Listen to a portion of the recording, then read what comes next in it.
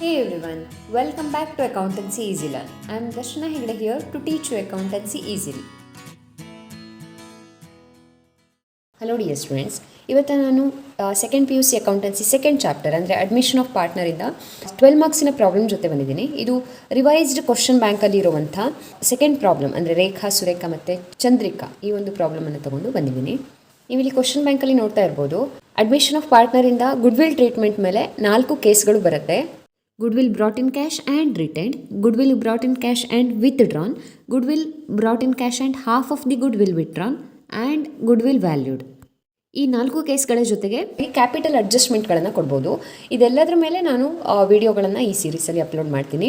Already ನಮ್ಮ ಚಾನಲಲ್ಲಿ PDDನ summarise ಮಾಡಿರೋದು, ಹಾಗೆಯೇ ಗುಡ್ವಿಲ್ ಟ್ರೀಟ್ಮೆಂಟ್, ಗುಡ್ವಿಲ್ ಅಂದರೆ ಏನು, ಅದನ್ನು ಹೇಗೆ ಟ್ರೀಟ್ಮೆಂಟ್ ಮಾಡ್ತಾರೆ, ಇದೆಲ್ಲವನ್ನು ಎಕ್ಸ್ಪ್ಲೇನ್ ಮಾಡಿರುವಂಥ ವಿಡಿಯೋ ಅವೈಲೇಬಲ್ ಇದೆ. ಹಾಗೆ ಈ ಚಾಪ್ಟರ್ ಮೇಲೆ ಬಹಳಷ್ಟು ವೀಡಿಯೋಸ್ಗಳನ್ನು 12 ಮಾರ್ಕ್ಸಿನ ಪ್ರಾಬ್ಲಮ್ಗಳನ್ನು ನಾನು ಆಲ್ರೆಡಿ ಸಾಲ್ವ್ ಮಾಡಿದ್ದೀನಿ. ಅದೆಲ್ಲ ಕೂಡ ನಿಮಗೆ ಈ ಚಾಪ್ಟರ್ನ ಪ್ಲೇಲಿಸ್ಟಲ್ಲಿ ಸಿಗುತ್ತೆ. ಸೊ ಈ ಚಾಪ್ಟರ್ನ ಪ್ಲೇಲಿಸ್ಟ್ ಲಿಂಕ್ ಹಾಗೆ ಸೀರೀಸ್ನ ಪ್ಲೇಲಿಸ್ಟ್ ಲಿಂಕ್ ಎರಡೂ ಕೂಡ ನಿಮಗೆ ಈ ವಿಡಿಯೋ ಡಿಸ್ಕ್ರಿಪ್ಷನಲ್ಲಿ ಸಿಗುತ್ತೆ.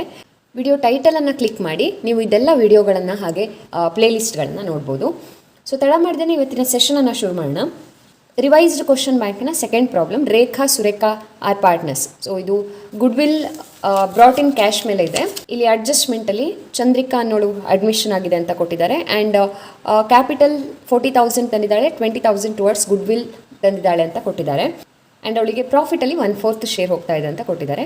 ಆ್ಯಂಡ್ ದೆನ್ PDD ಇನ್ಕ್ರೀಸ್ಡ್ 2 ಕೊಟ್ಟಿದ್ದಾರೆ. ಡೆಪ್ರಿಸಿಯೇಟ್ ಫರ್ನಿಚರ್ ಇದೆ, ಹಾಗೆ ಬಿಲ್ಡಿಂಗ್ಸ್ ಆರ್ ರಿವ್ಯಾಲ್ಯೂಡ್ ಅಟ್ ಅಂತ ಕೊಟ್ಟಿದ್ದಾರೆ.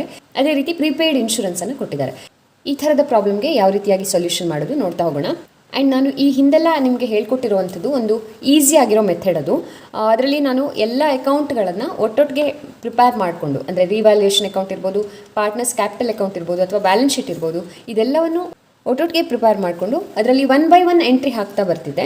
ಅಂದರೆ ಲೈಕ್ ಬ್ಯಾಲೆನ್ಸ್ ಶೀಟಲ್ಲಿರುವಂಥ ಎಲ್ಲ ಐಟಮ್ಗಳನ್ನು ಫಸ್ಟು ಟ್ರಾನ್ಸ್ಫರ್ ಮಾಡ್ಕೊಳ್ಳೋದು 1 by 1, ಅದಕ್ಕೆಲ್ಲ ಒಂದೊಂದು ಎಂಟ್ರಿಗಳನ್ನು ಹಾಕೋದು. ಅದೇ ರೀತಿ ನೆಕ್ಸ್ಟ್ ಅಡ್ಜಸ್ಟ್ಮೆಂಟನ್ನು 1 by 1 ಸಾಲ್ವ್ ಮಾಡೋದು. ಪ್ರತಿಯೊಂದು ಅಡ್ಜಸ್ಟ್ಮೆಂಟಿಗೆ ಎರಡೆರಡು ಕಡೆ ಇಫೆಕ್ಟನ್ನು ಕೊಡೋದು. ಈ ರೀತಿಯಾಗಿ ಸಾಲ್ವ್ ಮಾಡಿದ್ದೆ. ಸೊ ಹಾಗೆ ಮಾಡಿದಾಗ ನಮಗೆ ಯಾವುದೇ ರೀತಿ ಕನ್ಫ್ಯೂಷನ್ ಕೂಡ ಇರೋದಿಲ್ಲ, ಅಥವಾ ಯಾವುದೇ ಫಿಗರ್ಸ್ ಮಿಸ್ ಆಗೋದಕ್ಕೆ ಚಾನ್ಸಸ್ ಇಲ್ಲ. ನಮ್ಮ ಬ್ಯಾಲೆನ್ಸ್ ಶೀಟ್ ಒಂದೇ ಸಲಕ್ಕೆ ಟ್ಯಾಲಿ ಆಗುತ್ತೆ. ತುಂಬ ಜನ ಅದೇ ಮೆಥಡನ್ನು ಫಾಲೋ ಮಾಡ್ತಾರೆ, ಅವರಿಗೆ ಅದು ಈಸಿ ಅನಿಸುತ್ತೆ. ಬಟ್ ಕೆಲವರಿಗೆ ಈ ಥರದ ಮೆಥಡ್ ಅಂದರೆ ಒಂದೇ ಸಲಕ್ಕೆ ಎಲ್ಲ ಅಕೌಂಟ್ಗಳನ್ನು ಪ್ರಿಪೇರ್ ಮಾಡಿ ಸಾಲ್ವ್ ಮಾಡೋದು ಕಷ್ಟ ಅಂತ ಹೇಳ್ತಿದ್ರಿ ನೀವು ಕಮೆಂಟ್ ಮೂಲಕ. ಅದಕ್ಕೋಸ್ಕರ ನಾನಿವತ್ತು ಒಂದೊಂದಾಗಿ ಪ್ರಿಪೇರ್ ಮಾಡೋದಿದ್ರೆ, ರಿವ್ಯಾಲ್ಯೂಯೇಷನ್ ಅಕೌಂಟ್ ಮೊದಲಿಗೆ ಪ್ರಿಪೇರ್ ಮಾಡೋದು, ಆಮೇಲೆ ಪಾರ್ಟ್ನರ್ಸ್ ಕ್ಯಾಪಿಟಲ್ ಅಕೌಂಟ್ ಆಮೇಲೆ ಪ್ರಿಪೇರ್ ಮಾಡಿ, ಆಮೇಲೆ ಬ್ಯಾಲೆನ್ಸ್ ಶೀಟ್ ಪ್ರಿಪೇರ್ ಮಾಡಿ, ಈ ಥರ ಮಾಡೋದಿದ್ರೆ ಹೇಗೆ ಸ್ಟೆಪ್ಸನ್ನು ಫಾಲೋ ಮಾಡಬೇಕು ಅನ್ನೋದನ್ನು ನಿಮಗೆ ಹೇಳ್ಕೊಡ್ತೀನಿ. So let's start. ಇಲ್ಲಿ ಬ್ಯಾಲೆನ್ಸ್ ಶೀಟಲ್ಲಿ ನಮಗೆ ಒಂದಷ್ಟು ಲಯಬಿಲಿಟೀಸ್ಗಳನ್ನು ಮತ್ತು ಅಸೆಟ್ಸ್ಗಳನ್ನು ಕೊಟ್ಟಿದ್ದಾರೆ.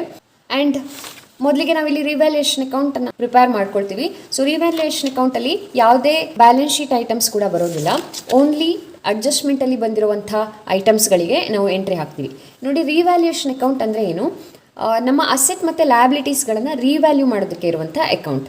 ನಿಮಗೆ ಗೊತ್ತಿದೆ, ಅಡ್ಮಿಷನ್ ಅಂದ ತಕ್ಷಣ ಹೊಸ ಪಾರ್ಟ್ನರ್ ಜಾಯ್ನ್ ಆಗ್ತಾ ಇರ್ತಾನೆ. ಸೊ ಹೊಸ ಪಾರ್ಟ್ನರ್ ಜಾಯ್ನ್ ಆಗಿದ್ದಾನೆ ಅಂದಮೇಲೆ ಇನ್ಮೇಲೆ ಅವನನ್ನು ಸೇರಿಸಿ ಎಲ್ಲ ಪಾರ್ಟ್ನರ್ ಸೇರಿ ಬಿಸ್ನೆಸ್ಸನ್ನು ನಡೆಸ್ಕೊಂಡು ಹೋಗ್ತಾರೆ. ಹಾಗಾಗಿ ಆ ಬ್ಯಾಲೆನ್ಸ್ ಶೀಟ್ ಏನಿದೆ ಅವರದ್ದು, ಆ ಬ್ಯಾಲೆನ್ಸ್ ಶೀಟಲ್ಲಿ ಟ್ರೂ ಪೊಸಿಷನ್ ಇರಬೇಕು ಅಲ್ವಾ, ಅಸೆಟ್ ಮತ್ತು ಲಯಬಿಲಿಟಿಗಳ ವ್ಯಾಲ್ಯೂ ಪಕ್ಕಾ ಇರಬೇಕು. ಬಟ್ ಕೆಲವೊಂದು ಸಲ ಏನಾಗುತ್ತೆ, ಪ್ರತಿ ವರ್ಷದಿಂದ ವರ್ಷಕ್ಕೆ ಅಸೆಟ್ ಮತ್ತು ಲಯಬಿಲಿಟಿ ವ್ಯಾಲ್ಯೂಗಳು ಮಾರ್ಕೆಟ್ ವ್ಯಾಲ್ಯೂ ಚೇಂಜಸ್ ಆಗ್ತಾ ಹೋಗುತ್ತೆ. ಸೊ ಹಾಗಾಗಿ ಈ ಥರದ ಸಂದರ್ಭದಲ್ಲಿ, ರೀಕನ್ಸ್ಟಿಟ್ಯೂಷನ್ ಆದಂಥ ಸಂದರ್ಭದಲ್ಲಿ ಆ ಬ್ಯಾಲೆನ್ಸ್ ಶೀಟನ್ನು ಸರಿ ಮಾಡ್ಕೊಳ್ಳೋದಕ್ಕೋಸ್ಕರ ಅವರು ಅಸೆಟ್ ಮತ್ತು ಲಯಬಿಲಿಟಿಗಳನ್ನು ರಿವ್ಯಾಲ್ಯೂಯೇಷನ್ ಮಾಡ್ತಾರೆ, ಮತ್ತೊಮ್ಮೆ ವ್ಯಾಲ್ಯೂಯೇಷನ್ ಮಾಡ್ತಾರೆ. ಸೊ ಹಾಗೆ ಮಾಡಿದಾಗ ಇನ್ಕ್ರೀಸ್ ಅಥವಾ ಡಿಕ್ರೀಸ್ ಆದರೆ, ಅಂದರೆ ವ್ಯಾಲ್ಯೂ ಇನ್ಕ್ರೀಸ್ ಆಗಿ ಡಿಕ್ರೀಸ್ ಆಗಿ ಅವರಿಗೆ ಪ್ರಾಫಿಟ್ ಅಥವಾ ಲಾಸಸ್ ಆಗುತ್ತಲ್ಲ, ಸೊ ಹಾಗೆ ಆಗಿರೋವಂಥ, ಅಂದರೆ ಮೊದಲಿನ ವ್ಯಾಲ್ಯೂಗಿಂತ ಈಗ ಹೆಚ್ಚು ಕಮ್ಮಿ ಆಗಿದ್ದರಿಂದ ಲಾಸ್ ಅಥವಾ ಪ್ರಾಫಿಟ್ ಆಗ್ತಾ ಇದ್ದರೆ ಅದನ್ನು ಓಲ್ಡ್ ಪಾರ್ಟ್ನರ್ಸ್ ಹಂಚ್ಕೋತಾರೆ, ಆಯಿತಾ. ಸೊ ಇದು ಈ ಥರದ ಪ್ರಾಫಿಟ್ ಅಥವಾ ಲಾಸಸ್ಸನ್ನು ನೋಡೋದಕ್ಕೋಸ್ಕರ ನಾವು ಪ್ರಿಪೇರ್ ಮಾಡುವಂಥ ಅಕೌಂಟ್ ಅಂದರೆ ಅದು ರಿವ್ಯಾಲ್ಯೂಯೇಷನ್ ಅಕೌಂಟ್. ಇದರಲ್ಲಿ ಅಸೆಟ್ ಮತ್ತು ಲಯಬಿಲಿಟಿಗಳ ಡಿಕ್ರೀಸ್ ಮತ್ತು ಇನ್ಕ್ರೀಸ್ ಆಗಿರೋ ವ್ಯಾಲ್ಯೂಗಳನ್ನು ಮಾತ್ರ ರೆಕಾರ್ಡ್ ಮಾಡ್ತೀವಿ, ಇದು ನಿಮ್ಮ ಗಮನಕ್ಕಿರಲಿ. ಆ್ಯಂಡ್ ಇಲ್ಲಿ ಡೆಬಿಟ್ ಸೈಡಲ್ಲಿ ನಾವು ಆಲ್ ದಿ ಲಾಸಸನ್ನು ಎಂಟ್ರಿ ಮಾಡ್ತೀವಿ, ಹಾಗೆ ಕ್ರೆಡಿಟ್ ಸೈಡಲ್ಲಿ ಆಲ್ ದಿ ಪ್ರಾಫಿಟ್ಸನ್ನು ಎಂಟ್ರಿ ಮಾಡ್ತೀವಿ. ಸೊ ಹಾಗಿದ್ರೆ ಪ್ರಾಫಿಟ್ ಯಾವುದರಿಂದ ಆಗುತ್ತೆ, ಲಾಸ್ ಯಾವುದರಿಂದ ಆಗುತ್ತೆ ನೋಡೋದಿದ್ರೆ, ನೋಡಿ ನಮ್ಮ ಹತ್ರ ಒಂದು ಅಸೆಟ್ ಇದೆ, ಅಸೆಟ್ ವ್ಯಾಲ್ಯೂ ಜಾಸ್ತಿ ಆಯಿತು ಅಂದರೆ it is profit for us ಅಲ್ವಾ. ನಮ್ಮ ಆಸ್ತಿ, ಅಸೆಟ್ ಅಂದರೆ ಆಸ್ತಿ ಅಲ್ವಾ, ಆಸ್ತಿ ಜಾಸ್ತಿ ಆಯಿತು, ಅಥವಾ ಮೊದಲು ರೆಕಾರ್ಡ್ ಆಗಿರಲಿಲ್ಲ ಆಸ್ತಿ, ಈಗ ರೆಕಾರ್ಡ್ ಮಾಡ್ತಾ ಇದ್ದೀವಿ, ಅನ್ರೆಕಾರ್ಡೆಡ್ ಅಸೆಟ್ ಅಂತ ಹೇಳ್ತೀವಿ. ಸೊ ಹಾಗೆಲ್ಲ ಬಂದಾಗ ನಮಗೆ ಪ್ರಾಫಿಟ್ ಆಗುತ್ತೆ, ಅದಕ್ಕೋಸ್ಕರ ನಾವು ಅದಕ್ಕೆ ಕ್ರೆಡಿಟ್ ಎಂಟ್ರಿ ಹಾಕ್ತೀವಿ. ಆ್ಯಂಡ್ ಅಸೆಟ್ ವ್ಯಾಲ್ಯೂ ಕಡಿಮೆ ಆದರೆ, ಲಾಸ್ ಆದಾಗಾಯಿತು, ಅವಾಗ ಡೆಬಿಟ್ ಸೈಡಲ್ಲಿ ಎಂಟ್ರಿ ಹಾಕ್ತೀವಿ. ಇನ್ನು ಲಯಬಿಲಿಟಿ ಬಂದರೆ, ಲಯಬಿಲಿಟಿ ಅಂದರೆ ಜವಾಬ್ದಾರಿ ಅಂತ ಹೇಳ್ತೀವಿ, ಪೇಮೆಂಟ್ ಮಾಡಬೇಕಾದಂಥ ಜವಾಬ್ದಾರಿ. ಯಾವಾಗೆಲ್ಲ ಪೇಮೆಂಟ್ ಮಾಡೋ ಜವಾಬ್ದಾರಿ ಜಾಸ್ತಿ ಆಗುತ್ತೆ ಅಥವಾ ಲಯಬಿಲಿಟಿ ಇನ್ಕ್ರೀಸ್ ಆಗುತ್ತೆ ಅವಾಗ ಬಿಸ್ನೆಸ್ಸಿಗೆ ಲಾಸ್ ಆದಾಗಾಯಿತು, ಸೊ ಡೆಬಿಟ್ ಸೈಡಲ್ಲಿ ಶೋ ಮಾಡ್ತೀವಿ. ಅದೇ ರೀತಿ ಲಯಬಿಲಿಟಿ ವ್ಯಾಲ್ಯೂ ಕಡಿಮೆ ಆದರೆ ನಮಗೆ ಪ್ರಾಫಿಟ್ ಆದಾಗಾಯಿತು, ಸೊ ಕ್ರೆಡಿಟ್ ಸೈಡಲ್ಲಿ ನಾವು ರೆಕಾರ್ಡ್ ಮಾಡ್ತೀವಿ. ಹಾಗೆ ಅನ್ರೆಕಾರ್ಡೆಡ್ ಲಯಬಿಲಿಟಿ, ಮೊದಲು ಲಯಬಿಲಿಟಿ ಇರಲಿಲ್ಲ, ಇವಾಗ ಕ್ರಿಯೇಟ್ ಆಗ್ತಾ ಇದೆ ಅಂದರೆ it is loss for us. Again payment ಮಾಡೋ ಜವಾಬ್ದಾರಿ ಜಾಸ್ತಿ ಆದಾಗಾಯಿತು, ಸೊ ಆ ಥರದ ಅನ್ರೆಕಾರ್ಡೆಡ್ ಲಯಬಿಲಿಟಿನ ನಾವು ಡೆಬಿಟ್ ಸೈಡಲ್ಲಿ ಶೋ ಮಾಡ್ತೀವಿ. ಸೊ ಇದಿಷ್ಟೇ ಇರೋದು ರಿವ್ಯಾಲ್ಯೂಯೇಷನ್ ಅಕೌಂಟಲ್ಲಿ. ಈ ರಿವ್ಯಾಲ್ಯೂಯೇಷನ್ ಅಕೌಂಟಿಗೆ ಎಂಟ್ರಿನ ನಾವು ಅಡ್ಜಸ್ಟ್ಮೆಂಟಿಂದ ತೊಗೋತೀವಿ. ಅಡ್ಜಸ್ಟ್ಮೆಂಟಲ್ಲಿ ನಮಗೆ ಅಸೆಟ್ ಮತ್ತು ಲಯಬಿಲಿಟೀಸ್ಗಳು ಯಾವ್ಯಾವುದೆಲ್ಲ ಹೆಚ್ಚು ಕಡಿಮೆ ಆಗಿದೆ ಅದರ ಇನ್ಫಾರ್ಮೇಷನ್ ಕೊಟ್ಟಿರ್ತಾರೆ, ಅದನ್ನು ತೊಗೊಂಡು ರಿವ್ಯಾಲ್ಯೂಯೇಷನ್ ಅಕೌಂಟನ್ನು ಪ್ರಿಪೇರ್ ಮಾಡ್ತೀವಿ. ಇಲ್ಲಿ ನೋಡಿ, ಮೊದಲಿಗೆ 2 ಅಡ್ಜಸ್ಟ್ಮೆಂಟ್ ಅಥವಾ ಒಂದು ಅಡ್ಜಸ್ಟ್ಮೆಂಟಲ್ಲಿ ಕ್ಯಾಪಿಟಲ್ ತಂದಿದ್ದು ಮತ್ತು ಗುಡ್ ವಿಲ್ ರಿಲೇಟೆಡ್ ಅಡ್ಜಸ್ಟ್ಮೆಂಟ್ ಆಗಿರುತ್ತೆ. ಅದನ್ನು ಬಿಟ್ಟು ಉಳಿದಿರೋ ಅಂಥದ್ದು ಅಸೆಟ್ ಮತ್ತು ಲಯಬಿಲಿಟಿ ವ್ಯಾಲ್ಯೂ ಹೆಚ್ಚು ಕಮ್ಮಿ ಆಗಿರುವಂಥ ಯಾವುದೇ ಇನ್ಫಾರ್ಮೇಷನ್ ಇದ್ದರೂ ಅದನ್ನು ನಾವಿಲ್ಲಿ ಫಿಲಪ್ ಮಾಡಬೇಕು. ಸೊ ಇಲ್ಲಿ ಫಸ್ಟ್ ಅಡ್ಜಸ್ಟ್ಮೆಂಟ್ ಏನಿದೆ, she brings in 40,000 as capital and 20,000 towards goodwill for 1/4 share in future profits ಅಂತ ಇದೆ. ಸೊ ಈ ಅಡ್ಜಸ್ಟ್ಮೆಂಟ್ ರಿವ್ಯಾಲ್ಯೂಯೇಷನ್ ಅಕೌಂಟಲ್ಲಿ ಬರೋದಿಲ್ಲ, ಇದು ಅಸೆಟ್ ಅಥವಾ ಲಯಬಿಲಿಟಿ ರಿಲೇಟೆಡ್ ಅಲ್ಲ. ಇನ್ನು ನೆಕ್ಸ್ಟ್ ನೋಡ್ತೀವಿ, depreciate furniture by 10% and building are revalued at 45,000 ಅಂತ ಇದೆ. ಇದೆರಡನ್ನೂ ನಾವೀಗ ರಿವ್ಯಾಲ್ಯೂಯೇಷನ್ ಅಕೌಂಟಲ್ಲಿ ಫಿಲಪ್ ಮಾಡಬೇಕು ಅಥವಾ ಎಂಟ್ರಿ ಮಾಡಬೇಕು. ಸೊ ಇಲ್ಲಿ ಡೆಪ್ರಿಸಿಯೇಟ್ ಫರ್ನಿಚರ್ ಅಂತ ಕೊಟ್ಟಿದ್ದಾರೆ, ಅಂದರೆ ಅರ್ಥ ಏನು, decrease in the furniture value decrease ಆಗ್ತಾ ಇದೆ. ಸೊ ಅಂದಮೇಲೆ ಫರ್ನಿಚರ್ ಅನ್ನೋದು ಒಂದು ಅಸೆಟ್ ಅಲ್ವಾ, ಅಸೆಟ್ ವ್ಯಾಲ್ಯೂ ಡಿಕ್ರೀಸ್ ಆಗಿದೆ ಅಂದರೆ ಲಾಸ್. ಸೊ ಲಾಸ್ ಸೈಡಲ್ಲಿ ತೋರಿಸ್ತೀವಿ. 10% ಅಂತ ಕೊಟ್ಟಿದ್ದಾರೆ. ಈ 10%ಅನ್ನು ನಾವು ಬ್ಯಾಲೆನ್ಸ್ ಶೀಟಲ್ಲಿ ಕೊಟ್ಟಿರುವಂಥ ಫರ್ನಿಚರ್ ವ್ಯಾಲ್ಯೂ ಮೇಲೆ 25,000 ಇದೆಯಲ್ಲ ಅದ್ರ ಮೇಲೆ 10% ಕ್ಯಾಲ್ಕುಲೇಷನ್ ಮಾಡ್ತೀವಿ. 2,500 ಬಂತು. ಐದರ್ 10% ಅಂತ ನೀವು ಕ್ಯಾಲ್ಕುಲೇಷನ್ ಮಾಡ್ಬೋದು, ಇಲ್ಲ 10/100 ಅಂತಲೂ ಮಾಡ್ಬೋದು. ಇನ್ನು ನೆಕ್ಸ್ಟ್ ಬಿಲ್ಡಿಂಗ್ ರಿವ್ಯಾಲ್ಯೂಡ್ ಅಂತ ಕೊಟ್ಟಿದ್ದಾರೆ ಅಲ್ವಾ, ಈ ಥರ ರಿವ್ಯಾಲ್ಯೂಡ್ ಅಂತ ಕೊಟ್ಟಾಗ ಇದು ಹೊಸ ವ್ಯಾಲ್ಯೂ ಅಂತ ಅರ್ಥ. ಹಳೆ ವ್ಯಾಲ್ಯೂ ಬ್ಯಾಲೆನ್ಸ್ ಶೀಟಲ್ಲಿ ಇರುತ್ತೆ. ಸೊ ಹಳೆ ವ್ಯಾಲ್ಯೂ ಎಷ್ಟಿದೆ ನೋಡಿ, 50,000 ಇದೆ. ಇವಾಗ ಹೊಸ ವ್ಯಾಲ್ಯೂ ಕೊಟ್ಟಿದ್ದಾರೆ, ರಿವ್ಯಾಲ್ಯೂಡ್ ಅಮೌಂಟ್ 45,000 ಕೊಟ್ಟಿದ್ದಾರೆ. ಸೊ ಈ ರೀತಿ ಕೊಟ್ಟಾಗ ಈ 45,000ಗೆ ನಾವು ಎಂಟ್ರಿ ಮಾಡಲ್ಲ ರಿವ್ಯಾಲ್ಯೂಯೇಷನ್ ಅಕೌಂಟಲ್ಲಿ, ಜಸ್ಟ್ ಇನ್ಕ್ರೀಸ್ ಅಥವಾ ಡಿಕ್ರೀಸಿಗೆ ಅಷ್ಟೇ ನಾವು ಎಂಟ್ರಿ ಮಾಡಬೇಕು. ನಾನು ಆಗಲೇ ಹೇಳಿದೆ ಅಲ್ವಾ, ಇನ್ಕ್ರೀಸ್ ಅಥವಾ ಡಿಕ್ರೀಸ್ ಆಗಿರೋದು ಎಷ್ಟು ಅಷ್ಟಕ್ಕೆ ಮಾತ್ರ ಎಂಟ್ರಿ ಇರುತ್ತೆ. ಹಾಗಾಗಿ ಇಲ್ಲಿ ಏನಾಗಿದೆ, ಹೊಸ ವ್ಯಾಲ್ಯೂ ಮತ್ತು ಹಳೆ ವ್ಯಾಲ್ಯೂಗಳ ಡಿಫ್ರೆನ್ಸನ್ನು ನೋಡಿಕೊಂಡು ಎಂಟ್ರಿ ಹಾಕ್ತೀವಿ.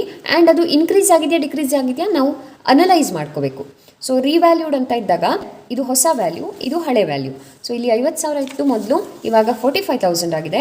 ಅಂದಮೇಲೆ there is a decrease of 5,000 ಅಲ್ವಾ, ಆ ಡಿಫ್ರೆನ್ಸ್ ಅಮೌಂಟನ್ನು ನಾವು ಯಾವ ಸೈಡಲ್ಲಿ ಬರುತ್ತೋ ಆ ಸೈಡಲ್ಲಿ ಹಾಕ್ತೀವಿ. ಸೊ ಬಿಲ್ಡಿಂಗ್ ಡಿಕ್ರೀಸ್ ಆದರೆ ನಮಗೆ ಲಾಸ್ ಆದಾಗಾಯಿತು, ಸೊ ಈ ಕಡೆ ಬರುತ್ತೆ. ಸಪೋಸ್ ಇಲ್ಲಿ 45 ಬದಲಾಗಿ 55,000 ಅಂತ ಇದ್ದರೆ ಆವಾಗ ಕ್ರೆಡಿಟ್ ಸೈಡಲ್ಲಿ ತೊಗೋತಿದ್ವಿ, ಯಾಕಂದರೆ ನಮಗೆ ಪ್ರಾಫಿಟ್ ಆದ ಹಾಗಾಗ್ತಿತ್ತು. ಸೊ ರಿವ್ಯಾಲ್ಯೂಡ್ ಅಂದ ತಕ್ಷಣ ಈ ಕಡೆ ಬರುತ್ತೆ ಅಂತಲ್ಲ, ನೋಡಿಕೊಂಡು ಅನಲೈಸ್ ಮಾಡಿಕೊಂಡು ಇನ್ಕ್ರೀಸ್ ಆಗಿದೆ ಡಿಕ್ರೀಸ್ ಆಗಿದೆ ನೋಡಿಕೊಂಡು ಹಾಕ್ತೀವಿ. ಸೊ ಬಿಲ್ಡಿಂಗ್ 50,000ಅಲ್ಲಿ 45,000 ಲೆಸ್ ಆಯಿತು, 5,000 ಡಿಕ್ರೀಸ್ ಆದಾಗಾಯಿತು. ಇನ್ನು ನೆಕ್ಸ್ಟ್ ಹೋಗ್ತೀವಿ, PDD ಈಸ್ ಇನ್ಕ್ರೀಸ್ಡ್ ಟು 3,500 ಅಂತ ಇದೆ ನೋಡಿ. ಇನ್ಕ್ರೀಸ್ಡ್ ಟು ಅಂತ ಇದೆ, ಇದರರ್ಥ ಮೊದಲೊಂದು PDD ಇರಬೇಕು. PDD ಅಂದರೆ ಏನು, provision for doubtful debts. So debtors ಅಂದರೆ ನಮಗೆ ಬರಬೇಕಾಗಿದ್ದು ಕ್ರೆಡಿಟ್ ಟ್ರಾನ್ಸಾಕ್ಷನ್ ಮಾಡಿ ಅಥವಾ ಉದ್ರೆ ವ್ಯವಹಾರದಲ್ಲಿ ನಮಗೆ 25,000 ಅಮೌಂಟ್ ಬರಬೇಕಾಗಿತ್ತು. ಸೊ ಇದರಲ್ಲಿ ಪ್ರತಿ ವರ್ಷ 2,000ದಷ್ಟು ಅಥವಾ 3,000ದಷ್ಟು ಬರೋದಿಲ್ಲ ಅಂತ ನಮ್ಗೆ ಗೊತ್ತಿದೆ. ಅದಕ್ಕೋಸ್ಕರ ನಾವೇನು ಮಾಡ್ತೀವಿ, ಪ್ರೊವಿಷನನ್ನು ಎತ್ತಿಡ್ತೀವಿ. ಡೆಟರ್ಸಿಂದ ಅಮೌಂಟ್ ಬರೋದಿಲ್ಲ ಅನ್ನೋದ್ರ ಸಲುವಾಗಿ ಅಮೌಂಟನ್ನು ಎತ್ತಿಡ್ತೀವಿ. ಅದಕ್ಕೆ ನಾವು PDD ಅಥವಾ ಪ್ರೊವಿಷನ್ ಫಾರ್ ಡೌಟ್ಫುಲ್ ಡೆಟ್ ಅಂತ ಕರಿತೀವಿ, ಅಥವಾ ಪ್ರೊವಿಷನ್ ಫಾರ್ ಬ್ಯಾಡ್ ಡೆಟ್ಸ್ ಅಂತಲೂ ಕರಿತೀವಿ. ಸೊ ಇಲ್ಲಿ 2,000 ಇತ್ತು, earlier it was 2,000. And any provision, ಯಾವುದೇ ಪ್ರೊವಿಷನ್ ಎತ್ತಿಡ್ತೀವಲ್ಲ ಅದು ಆ್ಯಕ್ಚುಲಿ ಅಸೆಟ್ ಅಲ್ಲ, ಅದು ಲಯಾಬಿಲಿಟಿ. ಅಸೆಟಲ್ಲಿ ಯಾಕೆ ಶೋ ಮಾಡ್ತೀವಿ ಅಂದರೆ ನಾವು ಅದು ಡೆಟರ್ ರಿಲೇಟೆಡ್ ಆಗಿರೋದ್ರಿಂದ ಅದರಲ್ಲಿ ಮೈನಸ್ ಮಾಡಿ ತೋರಿಸ್ತೀವಿ. ಯಾವುದೇ ಐಟಮ್ ಈ ಕಡೆ ಲೆಸ್ ಆಗ್ತಾ ಇದೆ ಅಂದರೆ ಅದರರ್ಥ ಏನು, ಅದು ಅಪೋಸಿಟ್ ಕ್ಯಾಟಗರಿದು ಅಂತ. ಸೊ ಇದು PDD ಇಲ್ಲಿ ಲೆಸ್ ಆಗಿದೆ, that's why it is liability side item. ಈ ಕಡೆ ಐಟಮ್ ಅದು it is a liability. So liability ಏನಾಗಿದೆ, ಈಗ ಇನ್ಕ್ರೀಸ್ ಆಗಿದೆ ಅಂತ ಹೇಳಿದ್ದಾರೆ. ಮೊದಲು 2,000 ಇತ್ತು, ಇವಾಗ ಇನ್ಕ್ರೀಸ್ಡ್ ಟು ಅಂತ ಕೊಟ್ಟಿದ್ದಾರೆ.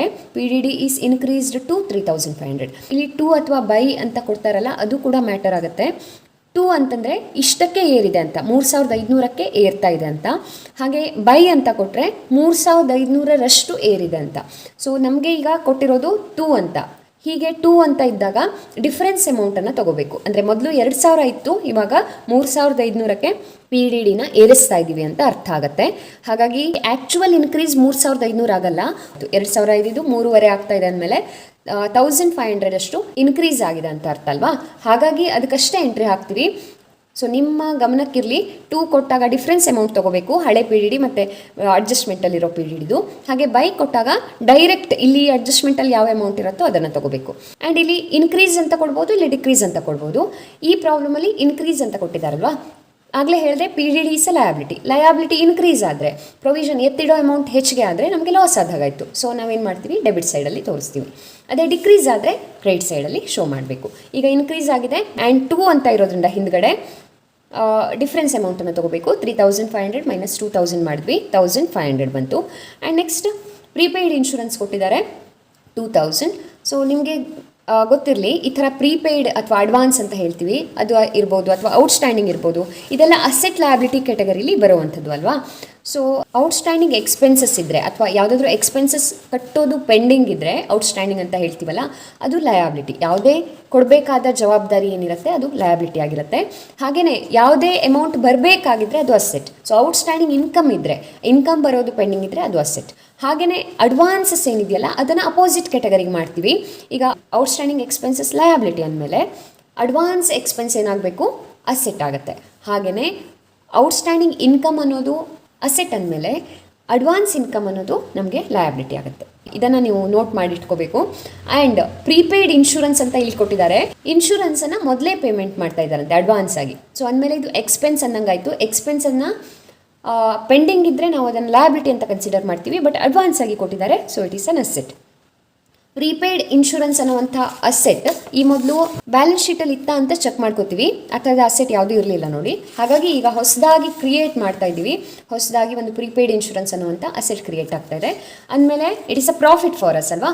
ಅಸೆಟ್ ಇನ್ಕ್ರೀಸ್ ಆದರೆ ಅಥವಾ ಕ್ರಿಯೇಟ್ ಆದರೆ it is a profit for us. That's why credit ಸೈಡಲ್ಲಿ ಎಂಟ್ರಿ ಮಾಡ್ತೀವಿ 2000. ಇದಾದಮೇಲೆ ನಾವು ರಿವ್ಯಾಲ್ಯೂಯೇಷನ್ ಅಕೌಂಟನ್ನು ಕ್ಲೋಸ್ ಮಾಡ್ತೀವಿ. ಎಲ್ಲ ಎಂಟ್ರಿ ಮುಗಿದಿದೆ ನೋಡಿ, asset liability related. So close ಮಾಡ್ತೀವಿ. ಕ್ಲೋಸ್ ಮಾಡಿದಾಗ ಈ ಕಡೆ ಬ್ಯಾಲೆನ್ಸ್ ಜಾಸ್ತಿ ಬರ್ತಾ ಇದೆ, ಲಾಸ್ ಜಾಸ್ತಿ ಆಗಿದೆ ಪ್ರಾಫಿಟ್ಗಿಂತ. ಸೊ ಓವರ್ ಆಲ್ ಆಗಿ ನಮಗೆ ಲಾಸ್ ಆದಾಗಾಯಿತು.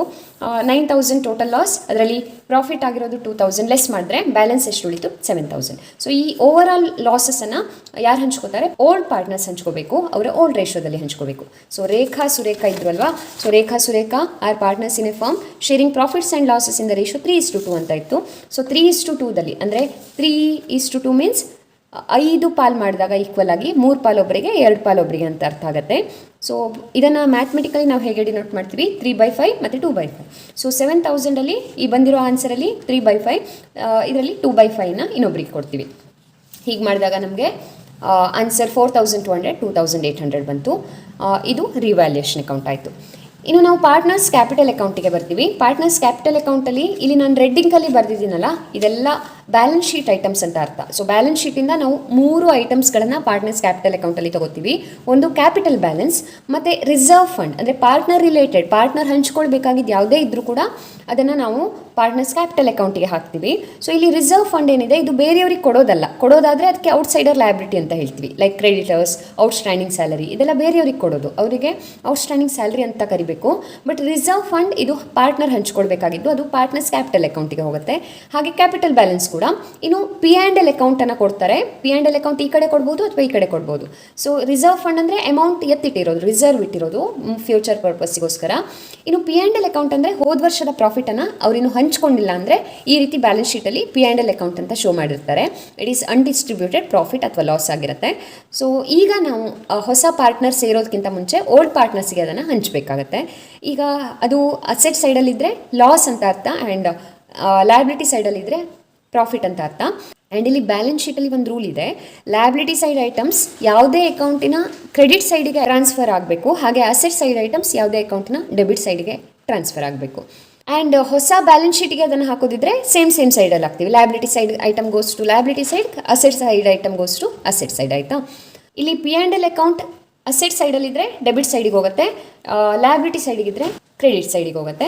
ಸೊ ಇಲ್ಲಿ ಅಸೆಟ್ ಸೈಡಿಗಿದೆ, ಸೊ ಕ್ರೆಡಿಟ್ ಸೈಡಿಗೆ ನಾವು ಟ್ರಾನ್ಸ್ಫರ್ ಮಾಡ್ತೀವಿ. ಮೊದಲಿಗೆ ಟು P&L ಅಕೌಂಟ್ ಅಂತ ಬರೆದ್ವಿ. ಇರುವಂಥ 15,000 ಅಮೌಂಟನ್ನು ಇವರಿಬ್ಬರಿಗೆ 3:2ದಲ್ಲಿ ಶೇರ್ ಮಾಡಿದ್ವಿ. 9,000 6,000 ಬಂತು. ನೆಕ್ಸ್ಟ್ ನಾವು ಈ ಕಡೆ ಬಂದಿರುವಂಥ ಕ್ಯಾಪಿಟಲ್ ಬ್ಯಾಲೆನ್ಸನ್ನು ಬರ್ಕೋಬೇಕು. ಲಯಬಿಲಿಟಿ ಸೈಡಿಗೆ ಇರೋದ್ರಿಂದ ರಿಸರ್ವ್ ಫಂಡ್ ಮತ್ತು ಕ್ಯಾಪಿಟಲ್ಸನ್ನು ನಾವು ಕ್ರೆಡಿಟ್ ಸೈಡಿಗೆ ಬರ್ತೀವಿ. ಫಸ್ಟು ಕ್ಯಾಪಿಟಲ್ ಬ್ಯಾಲೆನ್ಸನ್ನು ಬೈ ಬ್ಯಾಲೆನ್ಸ್ ಬ್ರಾಟ್ ಡೌನ್ ಅಂತ ಬರ್ಕೊಂಡು ಅಮೌಂಟ್ ಬರ್ಕೋತೀವಿ. 60,000 40,000 ಇದೆ ಬರೆದ್ವಿ. ಅದಾದಮೇಲೆ ರಿಸರ್ವ್ ಫಂಡ್ ಇದೆ. ರಿಸರ್ವ್ ಫಂಡ್ 10,000 ಇದೆ. 3:2 ರೇಷೋದಲ್ಲಿ ಓಲ್ಡ್ ಪಾರ್ಟ್ನರ್ಸ್ಗೆ ಮಾತ್ರ ಹಂಚಬೇಕು. P&L ಅಕೌಂಟ್ ಮತ್ತು ರಿಸರ್ವ್ ಫಂಡ್ ಎರಡನ್ನೂ ಓಲ್ಡ್ ರೇಷಿಯೋದಲ್ಲಿ ಓಲ್ಡ್ ಪಾರ್ಟ್ನರ್ಸಿಗೆ. ಸೊ 10,000 ಹಂಚಿದ್ರೆ 6,000 4,000 ಬಂತು. ಇದಿಷ್ಟು ಈ 3 ಐಟಮ್ಗಳು ಬ್ಯಾಲೆನ್ಸ್ ಶೀಟಿಂದ ಬರುವಂಥ ಐಟಮ್ಗಳು. ಇನ್ನು ನಾನಿಲ್ಲಿ ಬ್ಲೂ ಇಂಕಲ್ಲಿ ಬರೆದಿದ್ದೀನಲ್ಲ, ಇದೆಲ್ಲ ಅಡ್ಜಸ್ಟ್ಮೆಂಟಿಂದ ಬರುವಂಥ ಐಟಮ್ಗಳು. ಅದಾದಮೇಲೆ ಬ್ಲ್ಯಾಕ್ ಇಂಕಲ್ಲಿ ಬರೆದಿರುವಂಥದ್ದು ಬ್ಯಾಲೆನ್ಸ್ ಮಾಡಿ ಬಂದಿರುವಂಥ ಅಮೌಂಟ್ ಆಗಿರುತ್ತೆ.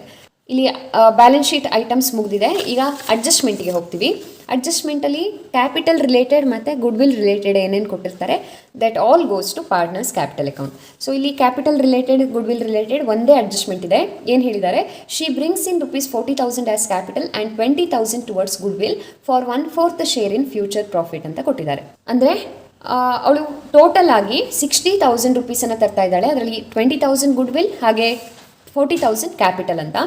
ಸೊ ಇದಿಷ್ಟನ್ನು ಸೇರಿಸಿ ಅವಳು ತಂದಿರೋದು 60,000ಗೆ ನಾವು ಫಸ್ಟ್ ಎಂಟ್ರಿ ಹಾಕ್ತೀವಿ. ಚಂದ್ರಿಕಾ ತರ್ತಾ ಇದ್ದಾಳಲ್ವಾ, ಪಾರ್ಟ್ನರ್ಸ್ ಕ್ಯಾಪಿಟಲ್ ಅಕೌಂಟಿನ ರೂಲ್ ಏನು, ಇನ್ಕ್ರೀಸ್ ಆದರೆ ನಾವು ಕ್ರೆಡಿಟ್ ಮಾಡ್ತೀವಿ, ಡಿಕ್ರೀಸ್ ಆದರೆ ಡೆಬಿಟ್ ಮಾಡ್ತೀವಿ. ನೀವು ಫಸ್ಟ್ ಇಯರಲ್ಲೆಲ್ಲ ಕಲ್ತ್ಕೊಂಡ್ಬಂದಿದ್ದೀರಿ ಬೇಸಿಕ್ಸ್ ಕಲಿಯುವಾಗ. Credit increases, debit decreases. So ಯಾರದೇ ಅಕೌಂಟ್ ಇನ್ಕ್ರೀಸ್ ಆದರೆ ಅವ್ರ ಅಕೌಂಟನ್ನು ಕ್ರೆಡಿಟ್ ಮಾಡಬೇಕು. ಇಲ್ಲಿ ಚಂದ್ರಿಕಾ ತಂದಿದ್ದಾಳೆ ಇದೆಲ್ಲ ಕ್ಯಾಪಿಟಲನ್ನು ಮತ್ತು ಗುಡ್ ವಿಲ್ಲನ್ನು, ಅದರಿಂದಾಗಿ ಅವಳ ಅಕೌಂಟ್ ಇನ್ಕ್ರೀಸ್ ಆಗ್ತಾ ಇದೆ. ಸೊ ಕ್ರೆಡಿಟ್ ಮಾಡ್ತೀವಿ. ಆ್ಯಂಡ್ ಬೈ ಬ್ಯಾಂಕ್ ಅಕೌಂಟ್ ಅಂತ ಬರಿತೀವಿ. ಯಾಕೆ ಬ್ಯಾಂಕ್ ಅಕೌಂಟ್ ಬರಿತೀವಿ ಅಂತಂದರೆ, ಈ ಬ್ಯಾಲೆನ್ಸ್ ಶೀಟಲ್ಲಿ ನೋಡಿ ಕ್ಯಾಶ್ ಅಟ್ ಬ್ಯಾಂಕ್ ಕೊಟ್ಟಿದ್ದಾರೆ. ಸಪೋಸ್ ಕ್ಯಾಶ್ ಇನ್ ಹ್ಯಾಂಡ್ ಇದ್ದರೆ ಕ್ಯಾಶ್ ಅಕೌಂಟ್ ತೊಗೋಬೇಕು, ಬಟ್ ಕ್ಯಾಶ್ ಅಟ್ ಬ್ಯಾಂಕ್ ಇದೆ, ಸೊ ಬ್ಯಾಂಕ್ ಅಕೌಂಟನ್ನು ನಾವು ತೊಗೋತೀವಿ. ಇದು ಎರಡರಲ್ಲಿ ಯಾವುದಿದೆಯೋ ಅದನ್ನು ಬರ್ಕೋಬೇಕಾಗತ್ತೆ. ಸೊ ಇಲ್ಲಿ ಬ್ಯಾಂಕ್ ಅಕೌಂಟ್ ಇರೋದ್ರಿಂದ ಹಿಂದ್ಗಡೆ ಬ್ಯಾಂಕ್ ಅಂತ ಬರೆದೆ. And capital plus good will ಅಂತ ಬರೆದು ಅದೆರಡು ಅಮೌಂಟನ್ನು ಸೇರಿಸಿ 60,000 ತಂದಿದ್ದಾಳೆ ಅಂತ ಎಂಟ್ರಿ ಹಾಕ್ಕೊಳ್ತೀವಿ. ಇದು ಮೊದಲನೇ ಎಂಟ್ರಿ. ಇದು ಗುಡ್ ವಿಲ್ ತಂದಿದ್ದಕ್ಕೆ ಎಂಟ್ರಿ ಆಯಿತು. ಈಗ ಡಿಸ್ಟ್ರಿಬ್ಯೂಷನ್ ಎಂಟ್ರಿ ಹಾಕಬೇಕು. ಸೊ ಈ ರೀತಿ ಹಾಕ್ತೀವಿ. ನೀವು ಇದನ್ನು ಕಲ್ತಿರ್ತೀವಿ, ಬಟ್ ಅರ್ಥ ಮಾಡ್ಕೊಂಡಿರೋದಿಲ್ಲ. ಯಾಕೆ ಈ ರೀತಿ ಎಂಟ್ರಿ ಹಾಕ್ತೀವಿ ಅನ್ನೋದನ್ನು ನೀವು ಅರ್ಥ ಮಾಡ್ಕೊಂಡ್ರೆ ಈ ಎಂಟ್ರಿ ಹಾಕೋದು ಸುಲಭ ಆಗುತ್ತೆ. ಸೊ ಯಾವುದೇ ಪ್ರಾಬ್ಲಮಲ್ಲಿ ಕೂಡ ಮಿಸ್ ಆಗಲ್ಲ. ಹಾಗಿದ್ರೆ ಗುಡ್ ವಿಲ್ ಅಂದರೆ ಏನು ಅಂತ ಮೊದಲು ನೀವು ತಿಳ್ಕೊಬೇಕಾಗತ್ತೆ. ಗುಡ್ ವಿಲ್ ಅಂದರೆ ರೆಪ್ಯೂಟೇಷನ್ ಆಫ್ ದಿ ಫರ್ಮ್ ಅಲ್ವಾ. ಸೊ ಇಷ್ಟು ದಿನ ಓಲ್ಡ್ ಪಾರ್ಟ್ನರ್ಸ್ ಇಬ್ಬರು ಸೇರಿ ಒಂದಷ್ಟು ರೆಪ್ಯೂಟೇಷನನ್ನು ಗೇನ್ ಮಾಡಿದ್ದಾರೆ. ಅದರಿಂದಾಗಿ ಅವರಿಗೆ ಅಡ್ವಾಂಟೇಜ್ ಏನು, ಹೈಯರ್ ಪ್ರಾಫಿಟನ್ನು ಅವರು ಎಂಜಾಯ್ ಮಾಡ್ತಾ ಇದ್ದಾರೆ. ಸೊ ಈ ಒಂದು ಹೈಯರ್ ಪ್ರಾಫಿಟ್ ಮಾಡ್ತಾ ಇರುವಂಥ ಬಿಸ್ನೆಸ್ಸಿಗೆ ಚಂದ್ರಿಕಾ ಬಂದು ಸೇರಿದ್ದಾಳೆ. ಈ ರೀತಿ ಅವಳು ಹೊಸದಾಗಿ ಸೇರ್ಕೊಂಡಿರೋದ್ರಿಂದ ಅವಳಿಗೂ ಕೂಡ ಹೈಯರ್ ಪ್ರಾಫಿಟ್ ಎಂಜಾಯ್ ಮಾಡೋದಕ್ಕೆ ಸಾಧ್ಯ ಆಗ್ತಾ ಇದೆ. ಸಪೋಸ್ ಅವಳೇನಾದರೂ ಈ ಬಿಸ್ನೆಸ್ ಸೇರಿದೆ ಬೇರೆ ಬಿಸ್ನೆಸ್ಸಿಗೆ ಸೇರಿದರೆ ಅಥವಾ ಹೊಸದಾದ ಬಿಸ್ನೆಸ್ಸನ್ನು ಮಾಡ್ಕೊಂಡಿದ್ರೆ ಅವಾಗ ಈ ರೀತಿಯ ಹೈಯರ್ ಪ್ರಾಫಿಟನ್ನು ಒಂದೇ ವರ್ಷಕ್ಕೆ ಅವಳು ಎಂಜಾಯ್ ಮಾಡೋದಕ್ಕೆ ಆಗ್ತಿರ್ಲಿಲ್ಲ. ಸೊ ಅಂದಮೇಲೆ ಗುಡ್ ವಿಲ್ ಎಷ್ಟು ಇಂಪಾರ್ಟೆಂಟ್ ಆಗಿದೆ ಅಂತ ನೀವು ತಿಳ್ಕೊಳ್ಬೋದು. ಆ್ಯಂಡ್ ಈ ರೀತಿಯಾಗಿ ಅವಳಿಗೆ ಅಡ್ವಾಂಟೇಜ್ ಸಿಗ್ತಾ ಇರೋದು ಯಾರಿಂದ, ಯಾರ ಎಫರ್ಟಿಂದ, ಓಲ್ಡ್ ಪಾರ್ಟ್ನರ್ಸ್ ಎಫರ್ಟಿಂದ. ಸೊ ಹಾಗಾಗಿ ಈ ಕೇಸಲ್ಲಿ ಅಡ್ಮಿಷನ್ ಆದವಾಗ ಏನು ಹೇಳ್ತಾರೆ, ಓಲ್ಡ್ ಪಾರ್ಟ್ನರ್ಸ್ ಏನು ಮಾಡ್ತಾರೆ, good will of the firm ಎಷ್ಟಿದೆ ಅದನ್ನು ವ್ಯಾಲ್ಯೂಯೇಷನ್ ಮಾಡ್ತಾರೆ. ಅದರಲ್ಲಿ ಅವಳಿಗೆ ಎಷ್ಟು ಶೇರ್ ಬರ್ತಿತ್ತು ಅಂದರೆ ಸಪೋಸ್ ಈಗ 50,000 ಬಂತು ಅಂತ ತಿಳ್ಕೊಳ್ಳಿ, ಅವಳ ಶೇರ್ ಅದರಲ್ಲಿ 10,000 ಬರುತ್ತೆ ಅಂದರೆ ಆ 10,000ನ ನೀನು ನಮಗೆ ಕಂಪನ್ಸೇಷನ್ ಆಗಿ ಕೊಡಬೇಕು ಅಂತ ಹೇಳ್ತಾರೆ. ಯಾಕಂತಂದರೆ ಅವಳಿಗೆ ಒಂದು ಅಡ್ವಾಂಟೇಜ್ ಬರ್ತಾ ಇದೆ, ಹೈಯರ್ ಪ್ರಾಫಿಟಿನ ಅಡ್ವಾಂಟೇಜ್ ಬರ್ತಾ ಇದೆ. ದ್ಯಾಟ್ಸ್ ವೈ ಈ ರೀತಿ ಅವಳು ಓಲ್ಡ್ ಪಾರ್ಟ್ನರ್ಸಿಗೆ ಅವರ ಸ್ಯಾಕ್ರಿಫೈಸ್ ರೇಷಿಯೋದಲ್ಲಿ ಕಂಪನ್ಸೇಷನ್ ಮಾಡಬೇಕಾಗತ್ತೆ ಗುಡ್ ವಿಲ್ಲನ್ನು. ಅದಕ್ಕೇ ನಾವು ಗುಡ್ ವಿಲ್ ಟ್ರೀಟ್ಮೆಂಟ್ ಅಂತ ಹೇಳೋದು. ಹಾಗಾದರೆ AS 26 ಪ್ರಕಾರ ಹೇಗೆ ಮಾಡೋದು ಗುಡ್ ವಿಲ್ ಟ್ರೀಟ್ಮೆಂಟನ್ನು? Very simple. ಈ ರೀತಿ ಗುಡ್ ವಿಲ್ಲನ್ನು ಅವಳು ತರ್ತಾಳೆ ಅಥವಾ ಗುಡ್ ವಿಲ್ಲನ್ನು ಡಿಸ್ಟ್ರಿಬ್ಯೂಷನ್ ಮಾಡ್ತಾಳಲ್ಲ, ಇದು ಯಾವುದನ್ನು ಗುಡ್ ವಿಲ್ ಅಂತ ಡೈರೆಕ್ಟಾಗಿ ಶೋ ಮಾಡೋ ಹಾಗಿಲ್ಲ, ಬಟ್ ಅಡ್ಜಸ್ಟ್ಮೆಂಟ್ ಮಾಡ್ಕೋಬೇಕು. ಆ ರೀತಿಯಾಗಿ AS 26 ಹೇಳುತ್ತೆ. ಅದಕ್ಕೋಸ್ಕರನೇ ನಾವೇನು ಮಾಡ್ತೀವಿ, ಗುಡ್ ವಿಲ್ ಅಕೌಂಟ್ ಅಂತ ಎಲ್ಲೂ ಶೋ ಮಾಡಲ್ಲ. ಸೊ ಇಲ್ಲಿ ಬ್ಯಾಂಕ್ ಅಕೌಂಟ್, ಬ್ಯಾಂಕಲ್ಲಿ ತಂದಿದ್ದಾಳೆ ಹಣ ಅಂತ ಅಷ್ಟೇ ತೋರಿಸಿದ್ವಿ, ಎಲ್ಲೂ ಗುಡ್ ವಿಲ್ ಅಂತ ಬರೆದಿಲ್ಲ. ಹಾಗೆಯೇ ಡಿಸ್ಟ್ರಿಬ್ಯೂಷನ್ ಮಾಡುವಾಗ್ಲೂ ಗುಡ್ ವಿಲ್ ಅಂತ ಬರೆಯಲ್ಲ, ಬದಲಾಗಿ ಯಾರ ಅಕೌಂಟಿಂದ ತೆಗಿಬೇಕು, ಕಟ್ ಮಾಡಬೇಕು ಅವ್ರ ಅಕೌಂಟಿಗೆ ಡೆಬಿಟ್ ಮಾಡ್ತೀವಿ, ಯಾರ ಅಕೌಂಟಿಗೆ ಅದನ್ನು ಕೊಡಬೇಕೋ ಅವ್ರ ಅಕೌಂಟಿಗೆ ಕ್ರೆಡಿಟ್ ಮಾಡ್ತೀವಿ. ಅರ್ಥ ಆಯ್ತಾ? ಡೆಬಿಟ್ ಡಿಕ್ರೀಸಸ್, ಕ್ರೆಡಿಟ್ ಇನ್ಕ್ರೀಸಸ್ ಅಲ್ವಾ. ಯಾರ ಅಕೌಂಟಿಂದ ಕಡಿಮೆ ಮಾಡಬೇಕು, ಡಿಕ್ರೀಸ್ ಮಾಡಬೇಕು ಅವರಿಗೆ ಡೆಬಿಟ್ ಮಾಡ್ತೀವಿ, ಯಾರ ಅಕೌಂಟಿಗೆ ಇನ್ಕ್ರೀಸ್ ಮಾಡಬೇಕು ಅಥವಾ ಹಾಕಬೇಕು ಅವ್ರ ಅಕೌಂಟನ್ನ ಕ್ರೆಡಿಟ್ ಮಾಡ್ತೀವಿ. ಇದು ಸಿಂಪಲ್ ಲಾಜಿಕ್. ಇಲ್ಲಿ ಏನಾಗುತ್ತೆ, ಫಸ್ಟ್ ಎಂಟ್ರಿ ನಾವು ಗುಡ್ ವಿಲ್ ತಂದಿದ್ದಕ್ಕೆ ಕೊಟ್ವಿ, 20,000 ಇದ್ರ ಜೊತೆ ಸೇರಿಕೊಂಡಿದೆ. ಇದಾದಮೇಲೆ ಅವ್ರು ಕೊಟ್ಟಿಲ್ಲ ಅಂದರೂ ನಾವು ಡಿಸ್ಟ್ರಿಬ್ಯೂಷನ್ ಮಾಡಲೇಬೇಕು. ಚಂದ್ರಿಕಾ ತಂದಿರೋದು 20,000, ಅದನ್ನು ಹಾಗೆ ಬಿಸ್ನೆಸ್ಸಲ್ಲಿ ಕಂಟಿನ್ಯೂ ಮಾಡಲ್ಲ. ಯಾರಿಗೆ ಕೊಡ್ತಾಳೆ ಅವಳು, ಓಲ್ಡ್ ಪಾರ್ಟ್ನರ್ಸ್ಗೆ ಕೊಡ್ತಾಳೆ. ಆ ಓಲ್ಡ್ ಪಾರ್ಟ್ನರ್ಸ್ ಅದನ್ನು ಹಾಗೆ ಬಿಸ್ನೆಸ್ಸಲ್ಲಿ ಅವ್ರ ಅಕೌಂಟಿಗೆ ಜೊತೆ ಸೇರಿಸ್ಕೊಂಡು ಕಂಟಿನ್ಯೂ ಮಾಡ್ಬೋದು, ಇಲ್ಲ ವಿತ್ಡ್ರಾ ಕೂಡ ಮಾಡ್ಕೋಬೋದು ಕ್ಯಾಶಲ್ಲಿ. ಬಟ್ ಈ ಕೇಸಲ್ಲಿ ಅವರು ವಿತ್ಡ್ರಾ ಮಾಡ್ಕೊಂಡಿಲ್ಲ, ಜಸ್ಟ್ ರಿಟೈನ್ ಮಾಡ್ತಾ ಇದ್ದಾರೆ. ಅಂದರೆ ವಿತ್ಡ್ರಾ ಅಂತ ಎಲ್ಲೂ ಕೊಟ್ಟಿಲ್ಲ ನೋಡಿ, ಹಾಗಾಗಿ ದಟ್ ಮೀನ್ಸ್ ರಿಟೈನ್ ಮಾಡಿದ್ದಾರೆ, ಕಂಟಿನ್ಯೂ ಮಾಡ್ತಾ ಇದ್ದಾರೆ ಅಂತ ಅರ್ಥ. ಸೊ ಈ ಥರದ ಸಂದರ್ಭದಲ್ಲಿ ಏನು ಮಾಡಬೇಕು, ಈ 20,000ನ ನಾವು ಸ್ಯಾಕ್ರಿಫೈಸ್ ರೇಷಿಯೋದಲ್ಲಿ ಅವರಿಬ್ಬರಿಗೆ ಹಂಚಬೇಕು. ಯೂಶ್ವಲಿ ಕೊಟ್ಟಿರ್ತಾರೆ ಸ್ಯಾಕ್ರಿಫೈಸ್ ರೇಷಿಯೋನ, ಕೊಟ್ಟಿಲ್ಲ ಅಂತಂದರೆ ನ್ಯೂ ರೇಷಿಯೋ ಕೊಟ್ಟಿದ್ರೆ ಆವಾಗ ನಾವು ಕ್ಯಾಲ್ಕುಲೇಷನ್ ಮಾಡ್ಕೊಳ್ಬೇಕಾಗತ್ತೆ. Old share minus new share ಮಾಡಿಕೊಂಡು ಸ್ಯಾಕ್ರಿಫೈಸ್ ಶೇರ್ ಕ್ಯಾಲ್ಕುಲೇಷನ್ ಮಾಡ್ಕೊಳ್ಬೇಕಾಗತ್ತೆ. ಸಪೋಸ್ ನ್ಯೂ ರೇಷಿಯೋನು ನಮಗೆ ಕೊಟ್ಟಿಲ್ಲ ಅಂತಂದಾಗ old ratio itself is the sacrifice ratio ಅಂತ ಅನ್ಸ್ಕೊಳುತ್ತೆ. ಸೊ ನಾವು ಓಲ್ಡ್ ರೇಷಿಯೋ 3:2 ಹಂಚ್ತೀವಿ, ಬಟ್ ಅದು ಓಲ್ಡ್ ರೇಷಿಯೋ ಅಂತ ಹೇಳೋದಿಲ್ಲ, ನಾವು ಅದಕ್ಕೆ ಸ್ಯಾಕ್ರಿಫೈಸ್ ರೇಷಿಯೋ ಅಂತ ಹೇಳ್ತೀವಿ. ಸೊ ಇದಕ್ಕೆ ಟ್ರೀಟ್ಮೆಂಟ್ ಕೊಡೋದು ಹೇಗೆ ಹಾಗಿದ್ರೆ ಡಿಸ್ಟ್ರಿಬ್ಯೂಷನ್ಗೆ ವೆರಿ ಸಿಂಪಲ್. 20,000ನ ಫಸ್ಟು 3:2 ಸ್ಯಾಕ್ರಿಫೈಸ್ ರೇಷಿಯೋದಲ್ಲಿ ಹಂಚ್ಕೊಂಡ್ವಿ. ಅವಾಗ ನಮಗೆ 12,000 8,000 ಬರ್ತಾ ಇದೆ. ಇವಳು ತಂದಾಗ ನಾವು ಅದಕ್ಕೆ ಕ್ರೆಡಿಟ್ ಎಂಟ್ರಿ ಕೊಟ್ಟಿದ್ವಿ. ಈಗ ಅವಳ ಅಕೌಂಟಿಂದ ತೆಗಿತೀವಿ ಅಥವಾ ಡಿಡಕ್ಟ್ ಮಾಡ್ತೀವಿ, ಅವಾಗ ಡೆಬಿಟ್ ಎಂಟ್ರಿ ಹಾಕಬೇಕಾಗತ್ತೆ. ಸೊ 12,000 ಅವಳು ರೇಖಾಗೆ ಕೊಡ್ತಾ ಇದ್ದಾಳೆ, ಹಿಂದ್ಗಡೆ 2 ರೇಖಾಸ್ ಕ್ಯಾಪಿಟಲ್ ಅಂತ ಬರೀಬೇಕು. ಆ್ಯಂಡ್ 8,000 ಸುರೇಖಾಗೆ ಕೊಡ್ತಾ ಇದ್ದಾಳೆ, ಹಿಂದ್ಗಡೆ 2 ಸುರೇಖಾಸ್ ಕ್ಯಾಪಿಟಲ್ ಅಂತ ಬರೀಬೇಕು. ಡಿವೈಡ್ ಮಾಡಿ ಬರೀಬೇಕು. 20,000ನ ಒಂದೇ ಸಲಕ್ಕೆ ಡಿಡಕ್ಟ್ ಮಾಡಲ್ಲ, ಇಬ್ಬರಿಗೆ ಅವಳು ಹಂಚ್ತಾ ಇದ್ದಾಳೆ, ಕಂಪನ್ಸೇಷನ್ ಮಾಡ್ತಾ ಇದ್ದಾಳೆ. ಹಾಗಾಗಿ ಇಬ್ಬರು ಹೆಸರನ್ನು ಬರೆದು ಅವರ ಸ್ಯಾಕ್ರಿಫೈಸ್ ರೇಷಿಯೋದಲ್ಲಿ ಹಂಚಬೇಕು. ಸೊ ಇಲ್ಲಿ ಒಂದು ಸೆಂಟೆನ್ಸ್ ಬರಿತೀವಿ, goodwill distributed in sacrifice ratio 3:2 ಅಂತ. ನೆಕ್ಸ್ಟ್ ಈ ಕಡೆಗೆ ಬಂದ್ವಿ. ಇಲ್ಲಿ ಡೆಬಿಟ್ ಸೈಡಲ್ಲಿ ಇವಳ ಅಕೌಂಟಿಂದ ತೆಗೆದಿದ್ವಿ, ಚಂದ್ರಿಕಾ ಅಕೌಂಟಿಂದ. ಈಗ ಕ್ರೆಡಿಟ್ ಸೈಡಲ್ಲಿ ಇವರಿಬ್ಬರ ಅಕೌಂಟಿಗೆ, ಉಳಿದಿಬ್ಬರು ಓಲ್ಡ್ ಪಾರ್ಟ್ನರ್ಸ್ ಅಕೌಂಟಿಗೆ ಅದನ್ನು ಹಾಕಬೇಕಲ್ವಾ. ಹಾಕೋದು ಅಂತಂದರೆ ಇನ್ಕ್ರೀಸ್ ಮಾಡಬೇಕು ಅವ್ರ ಅಕೌಂಟನ್ನು, ಹಾಗಾಗಿ ಕ್ರೆಡಿಟ್ ಮಾಡ್ತೀವಿ. ಸೊ ರೇಖಾ ಅಕೌಂಟನ್ನು 12,000ದಿಂದ, ಸುರೇಖಾ ಅಕೌಂಟನ್ನು 8,000ಇಂದ ಇನ್ಕ್ರೀಸ್ ಮಾಡಿದ್ವಿ. ಆ್ಯಂಡ್ ಹಿಂದ್ಗಡೆ ಬೈ ಚಂದ್ರಿಕಾಸ್ ಕ್ಯಾಪಿಟಲ್, ಕೊಟ್ಟೋರು ಯಾರು ಅವ್ರ ಹೆಸರು ಬರಿತೀವಿ, ಬೈ ಚಂದ್ರಿಕಾಸ್ ಕ್ಯಾಪಿಟಲ್ ಅಂತ. ಗುಡ್ ವಿಲ್ ಇನ್ 3:2 ರೇಷಿಯೋ ಅಂತ ಬರೆದ್ವಿ. ಇಷ್ಟು ಸಿಂಪಲ್ಲಾಗಿ ಅರ್ಥ ಮಾಡಿಕೊಂಡ್ರೆ ಇಷ್ಟು ಸಿಂಪಲ್ಲಾಗಿ ಈ ಗುಡ್ ವಿಲ್ ಎಂಟ್ರಿನ ಹಾಕ್ಬೋದು, ಆಯಿತಾ. ಇಷ್ಟೇ ಇರೋದು. ಗುಡ್ ವಿಲ್ ವಿಡ್ರಾನ್ ಅಂತ ಕೊಟ್ಟಿದ್ರೆ ಮತ್ತೊಂದು ಎಂಟ್ರಿ ಬರ್ತಿರೋದು, ಬಟ್ ಗುಡ್ ವಿಲ್ ವಿಡ್ರಾನ್ ಅಂತ ಕೊಟ್ಟಿಲ್ಲ. ಸೊ ಇಷ್ಟೇ ಎಂಟ್ರಿ ಮಾಡ್ತೀವಿ. ಇದಾದಮೇಲೆ ರಿವ್ಯಾಲ್ಯೂಯೇಷನ್ ಅಕೌಂಟ್ ಲಾಸ್ ಏನು ಬಂದಿತ್ತಲ್ಲ ಇಲ್ಲಿ, ಅದನ್ನು ಪಾರ್ಟ್ನರ್ಸ್ ಹಂಚ್ಕೊಳ್ಬೇಕಾಗಿತ್ತಲ್ಲ, ಅದಕ್ಕೆ ಎಂಟ್ರಿ ಕೊಡ್ತೀವಿ. ಅಪೋಸಿಟ್ ಸೈಡಲ್ಲಿ ಇಲ್ಲಿ 7,000 ಕ್ರೆಡಿಟ್ ಸೈಡಲ್ಲಿ ಬಂದಿತ್ತು, ಇಲ್ಲಿ ಡೆಬಿಟ್ ಸೈಡಿಗೆ ಹಾಕ್ತೀವಿ. 4,200 2,800 2 ರಿವ್ಯಾಲ್ಯೂಯೇಷನ್ ಅಕೌಂಟ್ ಅಂತ ಬರೀಬೇಕು. ಅಪೋಸಿಟ್ ಎಂಟ್ರಿ ರಿವ್ಯಾಲ್ಯೂಯೇಷನ್ ಅಕೌಂಟಲ್ಲಿ ಬೈ ಪಾರ್ಟ್ನರ್ ಕ್ಯಾಪಿಟಲ್ ಬಂದಿದೆ. ಸೊ ಪಾರ್ಟ್ನರ್ಸ್ ಕ್ಯಾಪಿಟಲಲ್ಲಿ 2 ರಿವ್ಯಾಲ್ಯೂಯೇಷನ್ ಅಕೌಂಟ್ 4,200 2,800. ಇದಾದಮೇಲೆ ಬ್ಯಾಲೆನ್ಸ್ ಮಾಡ್ತೀವಿ ಪಾರ್ಟ್ನರ್ಸ್ ಕ್ಯಾಪಿಟಲ್ ಅಕೌಂಟನ್ನು. ಅಲ್ಲಿಗೆ ನಮಗೆ ಬ್ಯಾಲೆನ್ಸ್ ಕ್ಯಾರಿ ಡೌನ್ ಆಗ್ತಾ ಇರೋದು 64,800 43,200 ಆ್ಯಂಡ್ 40,000. ಸೊ ಆಲ್ಮೋಸ್ಟ್ ಇಲ್ಲಿರುವಂಥ ಅಮೌಂಟ್ಗಳು ನಮಗೆ ಆನ್ಸರ್ ಆಗಿ ಬಂದಿದೆ. ನೆಕ್ಸ್ಟ್ ನ್ಯೂ ಬ್ಯಾಲೆನ್ಸ್ ಶೀಟನ್ನು ಡ್ರಾ ಮಾಡ್ತೀವಿ. ನ್ಯೂ ಬ್ಯಾಲೆನ್ಸ್ ಶೀಟನ್ನು ಡ್ರಾ ಮಾಡೋದಕ್ಕಿಂತ ಮೊದಲು ನಾನು ಬ್ಯಾಂಕ್ ಅಕೌಂಟನ್ನು ಡ್ರಾ ಮಾಡಿದ್ದೀನಿ. ಇಟ್ ಈಸ್ ಆಪ್ಷನಲ್, ಇದನ್ನು ಮಾಡಲೇಬೇಕಂತ ಇಲ್ಲ. Suppose good will withdrawn case ಕೊಟ್ಟಿದ್ರೆ ಅವಾಗ ಮಾಡಿಕೊಂಡ್ರೆ ಒಳ್ಳೆಯದು. ಈ ಥರ ಗುಡ್ ವಿಲ್ ಬ್ರಾಟ್ ಇನ್ ಕೊಟ್ಟಾಗ ಅಥವಾ ಗುಡ್ ವಿಲ್ ವ್ಯಾಲ್ಯೂಡ್ ಅಂತ ಕೊಟ್ಟಾಗ ಇದರ ನೆಸೆಸಿಟಿ ಇರಲ್ಲ. ಸೊ ಇಲ್ಲಿ ಕ್ಯಾಶ್ ಆರ್ ಬ್ಯಾಂಕ್ ಅಂತ ಹೇಳ್ತೀವಿ. ಕ್ಯಾಶ್ ಅಕೌಂಟ್ ಇದ್ದರೆ ಕ್ಯಾಶ್ ಅಕೌಂಟ್, ಇಲ್ಲ ಬ್ಯಾಂಕ್ ಅಕೌಂಟ್. ಸೊ ಇದನ್ನು ನೀವು ಪ್ರಿಪೇರ್ ಮಾಡಿಕೊಂಡ್ರೆ ಏನು ಮಾಡಬೇಕಾಗುತ್ತೆ, ಇಲ್ಲಿ ಬ್ಯಾಲೆನ್ಸ್ ಶೀಟಲ್ಲಿ ಇದ್ದಂಥ ಕ್ಯಾಶ್ ಎಟ್ ಬ್ಯಾಂಕ್ 20,000ಗೆ ಫಸ್ಟ್ ಎಂಟ್ರಿ ಹಾಕ್ಕೊಳ್ಬೇಕಾಗತ್ತೆ. ಅಸೆಟ್ ಸೈಡಲ್ಲಿದೆ, ಹಾಗಾಗಿ ಡೆಬಿಟ್ ಸೈಡಿಗೆ ಎಂಟ್ರಿ ಆಗುತ್ತೆ. 2 ಬ್ಯಾಲೆನ್ಸ್ ಬ್ರಾಟ್ ಡೌನ್ 20,000.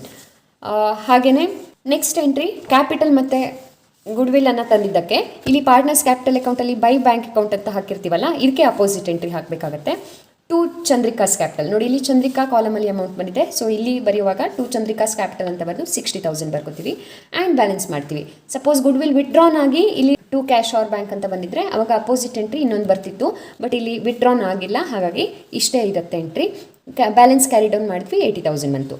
ಸಪೋಸ್ ನೀವು ಈ ಅಕೌಂಟ್ ಹಾಕಿಲ್ಲ ಅಂದರೆ ಡೈರೆಕ್ಟಾಗಿ ಬ್ಯಾಲೆನ್ಸ್ ಶೀಟನ್ನು ಪ್ರಿಪೇರ್ ಮಾಡುವಾಗ ಕ್ಯಾಶ್ ಎಟ್ ಬ್ಯಾಂಕಲ್ಲಿನೇ ಬ್ರ್ಯಾಕೆಟಲ್ಲಿ 20,000 ಪ್ಲಸ್ ಅಲ್ಲಿ ಪಾರ್ಟ್ನರ್ಸ್ ಕ್ಯಾಪಿಟಲ್ ಅಕೌಂಟಲ್ಲಿ ಬ್ರಾಟ್ ಇನ್ ಆಗಿದ್ದಕ್ಕೆ ಎಂಟ್ರಿ ಕೊಟ್ಟಿದ್ರಲ್ಲ 60,000, ಇದನ್ನು ಪ್ಲಸ್ ಮಾಡಿ ತೊಗೋಬೇಕು. ಹಾಗೂ ಮಾಡ್ಬೋದು, ಹೀಗೂ ಮಾಡ್ಬೋದು. ಇಲ್ಲಿ ಈ ಥರ ಮಾಡಿದ್ರೆ 80,000 ಬಂದಿರುತ್ತೆ. ಇದನ್ನು ನೆಕ್ಸ್ಟ್ ಬ್ಯಾಲೆನ್ಸ್ ಶೀಟಲ್ಲಿ ನಾವು ಶೋ ಮಾಡಬೇಕು. And next lastly balance sheet ಹಾಕ್ತೀವಿ. ಬ್ಯಾಲೆನ್ಸ್ ಶೀಟಲ್ಲಿನೂ ಅಷ್ಟೇ ಎಲ್ಲೆಲ್ಲಿ ನಾನು ರೆಡ್ ಇಂಕಲ್ಲಿ ಬರೆದಿದ್ದೀನಿ, all these are old balance sheet figures. And then blue ಇಂಕಲ್ಲಿ ಬರೆದಿರುವಂಥದ್ದೆಲ್ಲ ಅಡ್ಜಸ್ಟ್ಮೆಂಟಲ್ಲಿ ಇರುವಂಥದ್ದು, ಆ್ಯಂಡ್ ಬ್ಲ್ಯಾಕ್ ಇಂಕಲ್ಲಿ ಬರೆದಿರೋದು ಬ್ಯಾಲೆನ್ಸ್ ಮಾಡಿ ಬಂದಿರೋವಂಥ ಅಮೌಂಟ್, ಆಯಿತಾ. ಸೊ ಓಲ್ಡ್ ಬ್ಯಾಲೆನ್ಸ್ ಶೀಟಲ್ಲಿ ಆ್ಯಸ್ ಇಟ್ ಈಸ್ ಹೆಂಗಿದೆಯೋ ಹಾಗೆ ಬರಿತಾ ಹೋಗ್ತೀವಿ. ಬಟ್ ರಿವ್ಯಾಲ್ಯೂಯೇಷನ್ ಅಕೌಂಟಲ್ಲಿ ಏನಕ್ಕೆಲ್ಲ ಎಂಟ್ರಿ ಇತ್ತೋ, ಅಂದರೆ ಇಲ್ಲಿ ನೋಡಿ ಯಾವ್ಯಾವುದಕ್ಕೆ ಎಂಟ್ರಿ ನಾವು ಬರೆದಿದ್ವಲ್ಲ, ಇದಿಷ್ಟಕ್ಕೂ ಅಡ್ಜಸ್ಟ್ಮೆಂಟ್ ಬರುತ್ತೆ. ಹಾಗಾಗಿ ಬೇಕಿದ್ರೆ ನೀವು ಮಾರ್ಕ್ ಮಾಡ್ಕೋಬೋದು ಅದು ಯಾವ್ಯಾವುದಿದೆ ಅಂತೇಳಿ, ಇಲ್ಲ ನೋಡ್ಕೋತಾ ಬರಿತಾ ಹೋಗ್ಬೋದು. ಸೊ ಈ ಪ್ರಾಬ್ಲಮಲ್ಲಿ ಫರ್ನಿಚರ್, ಬಿಲ್ಡಿಂಗ್ ಮತ್ತು PDD 3ಕ್ಕೆ ಅಡ್ಜಸ್ಟ್ಮೆಂಟ್ ಇದೆ. ಸೊ ಇಲ್ಲಿ ಬೇಕಿದ್ರೆ ಒಂದು ಮಾರ್ಕ್ ಮಾಡ್ಕೊಳ್ಳೋಣ.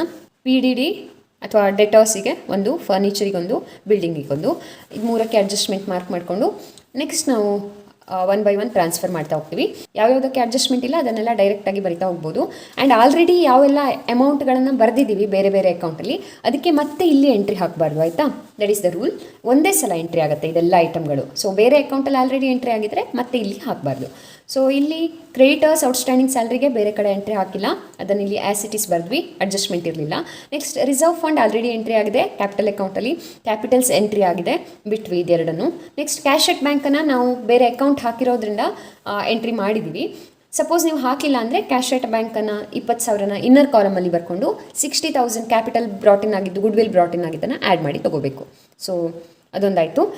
ಅದನ್ನು ಈಗ ತೊಗೊಳ್ಳೋ ಅವಶ್ಯಕತೆ ಇಲ್ಲ, ನಾವು ಇಲ್ಲಿ ಬೇರೆ ಅಕೌಂಟ್ ಹಾಕಿದ್ದೀವಿ. Next sundry debtors as it is ಬರ್ಕೋತೀವಿ. ಡೆಟರ್ಸಿಗೆ 25,000 ಬರ್ಕೊಂಡು ಲೆಸ್ ಪಿ ಡಿ ಡಿ, ಹಳೆ ಪಿ ಡಿ ಡಿ 2,000ನ ಕೆಳಗಡೆ ಬರೆದಿಟ್ಕೊಳ್ತೀವಿ. ಆಮೇಲೆ ಅಡ್ಜಸ್ಟ್ಮೆಂಟ್ ಇದೆ, ಏನು ಅಡ್ಜಸ್ಟ್ಮೆಂಟ್ ಅಂತ ನೋಡ್ಕೋತೀವಿ. So P D D increase ಆಗಿತ್ತಲ್ವ, ಇನ್ಕ್ರೀಸ್ ಆಗಿ ರಿವ್ಯಾಲ್ಯೂಯೇಷನ್ ಅಕೌಂಟಲ್ಲಿ ಎಷ್ಟು ಅಮೌಂಟ್ ಎಂಟ್ರಿ ಆಗಿದೆಯೋ ಅದಕ್ಕೆ ಇನ್ನೊಂದು ಎಂಟ್ರಿನ ನಾವು ಇಲ್ಲಿ ಬ್ಯಾಲೆನ್ಸ್ ಶೀಟಲ್ಲಿ ಕೊಡಬೇಕು. ಸೊ 1,500 ಎಂಟ್ರಿ ಆಗಿದೆ ರಿವ್ಯಾಲ್ಯೂಯೇಷನ್ ಅಕೌಂಟಲ್ಲಿ, ಅದೇ 1,500ನ ಇನ್ಕ್ರೀಸ್ ಆಗಿರೋದನ್ನ ಪ್ಲಸ್ ಮಾಡಿ ತೊಗೋತೀವಿ, ಡಿಕ್ರೀಸ್ ಆಗಿದ್ರೆ ಮೈನಸ್ ಮಾಡ್ತಿದ್ವಿ. ಸೊ ಓಲ್ಡ್ ಅಮೌಂಟ್ 2,000, ಇವಾಗ ಇನ್ಕ್ರೀಸ್ ಆಗ್ತಾ ಇರೋದು 1,500. ಟೋಟಲ್ ಪಿ ಡಿ ಡಿ ಎಷ್ಟಾದಾಗಾಯಿತು 3,500. ನಮಗೆ ಅಡ್ಜಸ್ಟ್ಮೆಂಟಲ್ಲಿ ಹೇಳಿದ್ರಲ್ವ ಪಿ ಡಿ ಡಿನ 3,500ಕ್ಕೆ ಏರಿಸಿ ಅಂತ ಹೇಳಿದರು. ಸೊ ನಾವೀಗ ಈ ರೀತಿ ಮಾಡಿದ್ರಿಂದಾಗಿ ಅದು ಎಷ್ಟಕ್ಕೆ ಏರ್ತು, 3,500ಕ್ಕೆ ಏರಿದೆ. ಅಂದರೆ ನಾವು ಬರೆದಿರೋದು ಸರಿ ಇದೆ ಅಂತ ಆಯಿತು. ಈಗ ಇದರಲ್ಲಿ ಇದನ್ನು ಲೆಸ್ ಮಾಡಿ ಔಟರ್ ಕಾಲಮಲ್ಲಿ ಬರೆದ್ವಿ. ನೆಕ್ಸ್ಟ್ ಸ್ಟಾಕ್ ಇದೆ, ಸ್ಟಾಕಿಗೆ ಎಂಟ್ರಿ ಹಾಕಿದ್ವಿ, ಏನು ಅಡ್ಜಸ್ಟ್ಮೆಂಟ್ ಇರಲಿಲ್ಲ, ಡೈರೆಕ್ಟ್ ಔಟರ್ ಕಾಲಮಲ್ಲಿ ಬರ್ಕೋತೀವಿ. ಅದಾದಮೇಲೆ ಫರ್ನಿಚರ್ ಇದೆ, ಬಿಲ್ಡಿಂಗ್ ಇದೆ, ಇದೆರಡಕ್ಕೂ ಅಡ್ಜಸ್ಟ್ಮೆಂಟ್ ಇದೆ. ಸೊ ಫರ್ನಿಚರ್ ಬಿಲ್ಡಿಂಗ್ ಎರಡನ್ನೂ ಬರ್ಕೊಂಡ್ವಿ. ಆ್ಯಂಡ್ ಇಲ್ಲಿ ಏನಾಗಿದೆ ನೋಡಿ, ಡೆಪ್ರಿಸಿಯೇಷನ್ ಆಗಿತ್ತಲ್ವಾ, ಫರ್ನಿಚರ್ ಮತ್ತು ಬಿಲ್ಡಿಂಗ್ ಎರಡು ಡಿಕ್ರೀಸ್ ಆಗಿತ್ತು. ಇಲ್ಲಿ ಯಾವ ಅಮೌಂಟ್ ಬರೆದಿದ್ದೀವೋ ಸೇಮ್ ಅಮೌಂಟನ್ನು ಇಲ್ಲಿ ಮೈನಸ್ ಮಾಡಿ ತೊಗೋತೀವಿ. ಆ್ಯಸ್ ಇಟ್ ಈಸ್ ಮೈನಸ್ ಬ್ರ್ಯಾಕೆಟಲ್ಲಿ ಇಟ್ಕೊಳ್ಳೋಣ, ಮೈನಸ್ ಫಿಗರ್ಸನ್ನು ಅಕೌಂಟಲ್ಲಿ ನಾವು ಬ್ರ್ಯಾಕೆಟಲ್ಲಿ ಇಟ್ಕೋತೀವಿ. ಸೊ ಇದನ್ನು ಮೈನಸ್ ಮಾಡಿ ತೊಗೊಂಡ್ರೆ ನಮಗೆ ಇಷ್ಟು ಆನ್ಸರ್ ಬರ್ತಾ ಇದೆ ಔಟರ್ ಕಾಲಮಲ್ಲಿ. ಆ್ಯಂಡ್ ಕ್ಲೋಸ್ ಮಾಡಬೇಕು, ಇನ್ನರ್ ಕಾಲಮನ್ನು ಕ್ಯಾಲ್ಕುಲೇಷನ್ ಮುಗಿದ ತಕ್ಷಣ ಕ್ಲೋಸ್ ಮಾಡಬೇಕು. ಆ್ಯಂಡ್ ಲಾಸ್ಟ್ಲಿ ಇನ್ನೊಂದು ಐಟಮ್ ಉಳ್ಕೊಂತು ರಿವ್ಯಾಲ್ಯೂಯೇಷನ್ ಅಕೌಂಟಲ್ಲಿ, that is prepaid insurance. So prepaid insurance ಆಗಲೇ ಅನಲೈಸ್ ಮಾಡಿದ್ವಿ, ಇಟ್ ಈಸ್ ಅನ್ ಅಸೆಟ್. ಆ ಥರದ ಅಸೆಟ್ ಮೊದಲಿರಲಿಲ್ಲ, ಇವಾಗ ಆ್ಯಡ್ ಆಗ್ತಾ ಇದೆ, ಅದನ್ನು ಸಪ್ರೇಟಾಗಿ ಎಂಟ್ರಿ ಮಾಡಿದ್ವಿ ಪ್ರೀಪೇಯ್ಡ್ ಇನ್ಶೂರೆನ್ಸ್ ಅಂತ. ಇಷ್ಟಾದಮೇಲೆ ಇಲ್ಲಿ ಇರುವಂಥ P and L account already entry ಆಗಿದೆ ಪಾರ್ಟ್ನರ್ಸ್ ಕ್ಯಾಪಿಟಲ್ ಅಕೌಂಟಲ್ಲಿ, ಮತ್ತೆ ಇಲ್ಲಿ ತೊಗೊಳ್ಳಲ್ಲ. ಇದಿಷ್ಟಕ್ಕೆ ಎಂಟ್ರಿ ಹಾಕಿದ್ಮೇಲೆ ಇನ್ನೆರಡು ಬ್ಯಾಲೆನ್ಸ್ಗಳನ್ನು ನಾವು ಬರೆಯೋದು ಉಳಿದಿದೆ. That is capital account balance, ಅಂದರೆ ಕ್ಯಾಪಿಟಲ್ ಅಕೌಂಟಲ್ಲಿ ಬಂದಿರುವಂಥ 3 ಜನರ ಬ್ಯಾಲೆನ್ಸ್ ಮತ್ತು ಬ್ಯಾಂಕ್ ಅಕೌಂಟ್ ಬ್ಯಾಲೆನ್ಸನ್ನು. ಸಪೋಸ್ ನೀವು ಇದಕ್ಕೆ ಅಕೌಂಟ್ ಹಾಕಿರಲಿಲ್ಲ ಅಂದರೆ ಡೈರೆಕ್ಟಾಗಿ ತೊಗೊಂಡಿರ್ತೀರಿ, ಹಾಕಿದರೆ ಇದರ ಬ್ಯಾಲೆನ್ಸನ್ನು, ಬಂದಿರೋ ಬ್ಯಾಲೆನ್ಸನ್ನು ಇಲ್ಲಿ ತೊಗೋಬೇಕು. ಸೊ ಬ್ಯಾಂಕ್ ಅಕೌಂಟ್ ಕ್ಯಾಶ್ ಎಟ್ ಬ್ಯಾಂಕ್ ಅಂತ ಹೇಳ್ತೀವಿ, ಅದರ 80,000 ಬ್ಯಾಲೆನ್ಸ್ ಇಲ್ಲಿ ಬರೆದ್ವಿ. ಹಾಗೆ ಕ್ಯಾಪಿಟಲ್ ಬ್ಯಾಲೆನ್ಸ್ 3 ಜನರಿಗೆ ಬಂದಿದ್ದನ್ನು ಸಪ್ರೇಟಾಗಿ ಲಯಬಿಲಿಟಿ ಸೈಡಲ್ಲಿ ಶೋ ಮಾಡ್ತೀವಿ. ಸೊ ಈ ರೀತಿ ಮಾಡಿದಾಗ ನಮಗೆ ಟೋಟಲ್ 1,78,000 ಬರ್ತಾ ಇದೆ. ಇಷ್ಟು ಸಿಂಪಲ್ಲಾಗಿ ಈ ಒಂದು ಪ್ರಾಬ್ಲಮನ್ನು ಸಾಲ್ವ್ ಮಾಡ್ಬೋದು. ಬಟ್ ನನ್ನನ್ನು ಕೇಳಿದರೆ ನನಗೆ ಈ ಮೆಥಡ್ಗಿಂತ ಎಲ್ಲದನ್ನು ಒಟ್ಟಿಗೆ ಹಾಕ್ಕೊಂಡು ನಾವು ಟ್ರಾನ್ಸ್ಫರ್ ಮಾಡ್ತೀವಲ್ಲ ಅದೇ ಕಂಫರ್ಟೇಬಲ್ ಅನಿಸುತ್ತೆ. ಸೊ ಅವಾಗ ಯಾವುದೇ ರೀತಿಯ ಮಿಸ್ಟೇಕ್ಸ್ ಆಗಲ್ಲ, ಯಾವುದೇ ರೀತಿಯಾಗಿ ಕನ್ಫ್ಯೂಷನ್ಸ್ ಆಗಲ್ಲ. ಎಲ್ಲದಕ್ಕೂ ನಾವು ಎಂಟ್ರಿನ 1 by 1 ಒಂದು ಸೀಕ್ವೆನ್ಸಲ್ಲಿ ಹಾಕ್ತಾ ಹೋಗ್ತೀವಿ. So that is the standard method ಅಂತ ಹೇಳಲಿಕ್ಕೆ ಇಷ್ಟಪಡ್ತೀನಿ. ಇದನ್ನು ಕೂಡ ನೀವು ಯೂಸ್ ಮಾಡ್ಬೋದು. ಐ ಹೋಪ್ ಈ ಒಂದು ಕೇಸ್ ನಿಮಗೆ ಕ್ಲಿಯರ್ ಆಗಿದೆ ಅಂದ್ಕೋತೀನಿ. ಇನ್ನೇನಾದರೂ ನಿಮಗೆ ಅರ್ಥ ಆಗಿಲ್ಲ ಅಂತಂದರೆ ನೀವು ಅದನ್ನು ನಮ್ಮ ಚಾನಲಲ್ಲಿ ಪೋಸ್ಟ್ ಮಾಡೋ ಮೂಲಕ ಕೂಡ ಕ್ಲಿಯರ್ ಮಾಡ್ಕೊಳ್ಬೋದು. ಆ್ಯಂಡ್ ಇದರ ಮೇಲಿನ ಬೇರೆ ಬೇರೆ ಕೇಸ್ಗಳನ್ನು ನಾನು ಈ ಸೀರೀಸ್ನ ನೆಕ್ಸ್ಟ್ ಸೆಷನಲ್ಲಿ ಡಿಸ್ಕಷನ್ ಮಾಡ್ತೀನಿ. ಆ್ಯಂಡ್ ಈ ಚಾಪ್ಟರ್ ಮೇಲೆ ಆಲ್ರೆಡಿ ಅಪ್ಲೋಡ್ ಆಗಿರುವಂಥ ಎಲ್ಲ ವಿಡಿಯೋಸ್ಗಳ ಲಿಂಕ್ ನಿಮಗೆ ಈ ಚಾಪ್ಟರ್ ಪ್ಲೇಲಿಸ್ಟಲ್ಲಿ ಸಿಗುತ್ತೆ, ನೀವು ಡಿಸ್ಕ್ರಿಪ್ಷನನ್ನು ಚೆಕ್ ಮಾಡ್ಬೋದು. That's all for today. ಇವತ್ತಿನ ಟಾಪಿಕಲ್ಲಿ ನಿಮಗೆ ಇನ್ನೇನಾದರೂ ಡೌಟ್ ಇದ್ದರೆ ನೀವು ನಿಮ್ಮ ಕಮೆಂಟ್ ಮೂಲಕ ಅದನ್ನು ನಮಗೆ ತಿಳಿಸ್ಬೋದು, ನಾನು ಅದನ್ನು ಕ್ಲಿಯರ್ ಮಾಡುವಂಥ ಪ್ರಯತ್ನ ಮಾಡ್ತೀನಿ. ಹಾಗೆ ಇನ್ಯಾವುದಾದ್ರೂ ಟಾಪಿಕ್ ಮೇಲೆ ವಿಡಿಯೋಸ್ಗಳು ಬೇಕಿದ್ರೆ ಕೂಡ ಕಮೆಂಟ್ ಮಾಡಿ ತಿಳಿಸಿ. ಅಕೌಂಟೆನ್ಸಿನ ತುಂಬ ಈಸಿಯಾಗಿ ಕಲಿಯೋದಕ್ಕೆ, ಪ್ರಾಕ್ಟೀಸ್ ಮಾಡೋದಕ್ಕೆ ಈ ವಿಡಿಯೋ ನಿಮಗೆ ಹೆಲ್ಪ್ ಮಾಡಿದರೆ ವಿಡಿಯೋಗೊಂದು ಲೈಕ್ ಕೊಡಿ. ಹಾಗೆ ನಿಮ್ಮ ಫ್ರೆಂಡ್ಸ್ಗೆ ಕೂಡ ಶೇರ್ ಮಾಡ್ತೀರಲ್ಲ. ಮೋಸ್ಟ್ ಇಂಪಾರ್ಟೆಂಟ್ಲಿ ಇದೇ ಥರದ ಇನ್ನಷ್ಟು ಈಸಿ ಆಗಿರುವಂಥ ವಿಡಿಯೋಗೋಸ್ಕರ ನಮ್ಮ ಚಾನಲ್ ಅಕೌಂಟೆನ್ಸಿ ಈಸಿ ಲರ್ನರ್ನ ಸಬ್ಸ್ಕ್ರೈಬ್ ಮಾಡ್ಕೊಳ್ಳಿ. ಈ ಟಾಪಿಕ್ನ ಪ್ಲೇಲಿಸ್ಟ್ ಲಿಂಕ್ ಹಾಗೆ ಈ ಸೀರೀಸ್ನ ಲಾಸ್ಟ್ ಪಾರ್ಟ್ ಮತ್ತು ನೆಕ್ಸ್ಟ್ ಪಾರ್ಟ್ ಸ್ಕ್ರೀನ್ ಮೇಲೆ ಡಿಸ್ಪ್ಲೇ ಆಗ್ತಿದೆ, ನೋಡೋದಕ್ಕೆ ಮರಿಬೇಡಿ. I will be back with next part very soon. Until then enjoy the learning.